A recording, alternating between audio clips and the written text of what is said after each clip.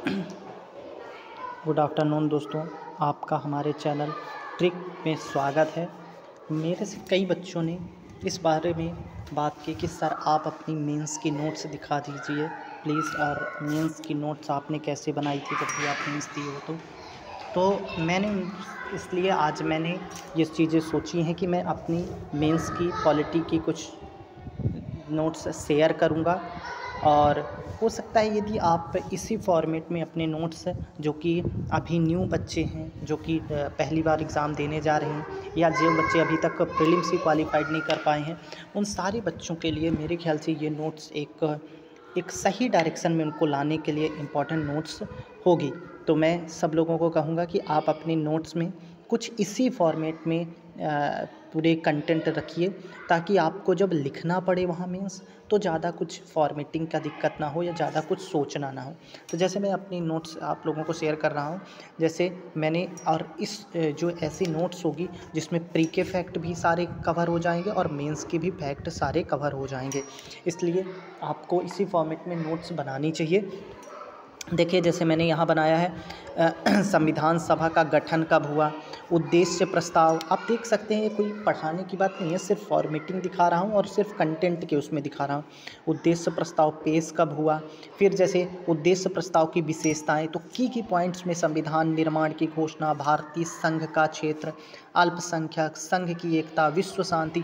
मतलब मैंने अपने नोट्स में इस प्रकार की नोट्स में मैंने पूरे वर्डिंग को नहीं लिखा है किसी भी जगह।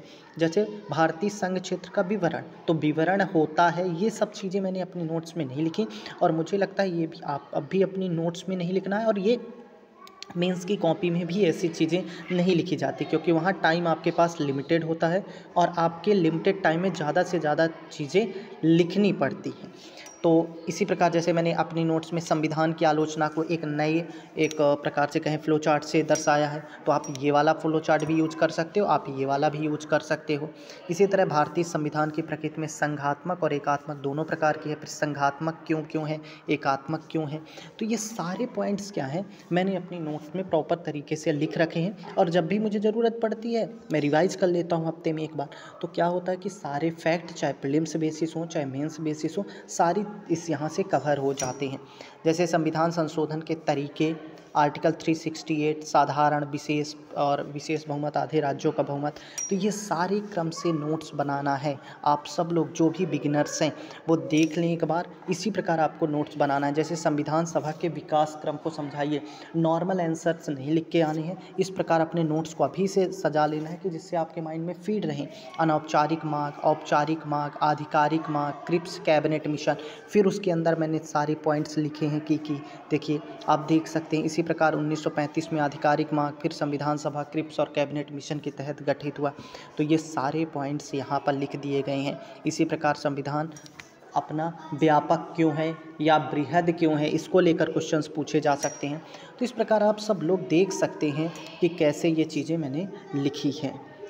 मैं आप सब लोगों को यही कहूँगा कि अभी से जो बिगिनर्स हैं या जो कई बार प्री फेल हो चुके हैं, जिनका मेंस नहीं निकल रहा, या जब भी उनका मेंस निकलेगा प्री निकलेगा और मेंस देने वो जाएंगे, तो उनके पास एक शॉर्ट नोट्स होना बहुत बहुत इम्पॉर्टेंट है। क्योंकि बिना शॉर्ट नोट्स के आप वो 6 दिन सर्वाइव नहीं कर पाओगे, बहुत ही ज़्यादा दिक्कत होगी।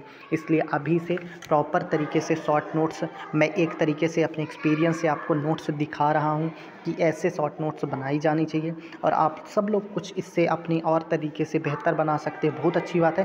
परंतु एक प्रकार से जो एक होनी चाहिए वो इसी प्रकार के आप रख के और इससे बेहतर होते जाएं।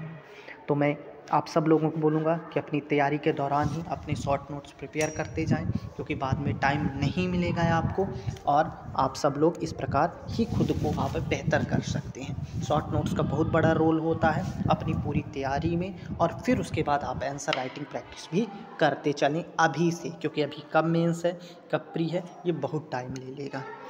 एक बार फिर मैं ये कहूँगा आप सब लोग मेरे चैनल को सब्सक्राइब कर लीजिए, बेल आइकॉन दबा लीजिए, ताकि मैं इसी तरह अपनी नोट्स की वीडियो, अपनी जो भी स्ट्रैटेजी रहेगी, आगे पढ़ने के तरीक़ों को मैं आप सबसे शेयर करता रहूँ। तो जो बिगिनर्स हैं उनके लिए बहुत हेल्पफुल होगी, साथ ही उन बच्चों के लिए भी बहुत हेल्पफुल होगी जो प्रीलिम्स में बार बार फेल हो रहे हैं या जो अब मेंस देने एक बार या फर्स्ट टाइम मेंस देने जा रहे होंगे। तो एक बार फिर थैंक यू, धन्यवाद, जय हिंद, जय भारत।